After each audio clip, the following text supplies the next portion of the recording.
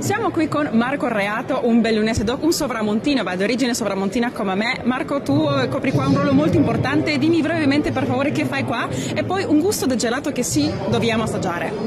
Io sono Marco, appunto, quest'anno sono il direttore dello stand Regione Veneto alla MIG 2023 e un gusto che sicuramente non ti puoi perdere è l'oro delle Dolomiti. Cos'ha?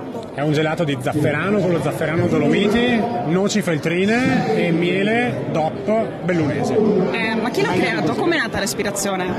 Ci siamo ispirati appunto al nostro territorio perché in mano abbiamo l'oro, abbiamo una realtà che è oro, dobbiamo riuscire a sfruttarla perché appunto tante regioni ci invidiano tutto quello che abbiamo noi qui. Ecco, tu vedo che sei un gelatiere giovane, quindi cosa rappresenta per te essere qua? Beh, per me è un grande onore, guarda, compio oggi 34 anni. Tanti auguri per il cumple!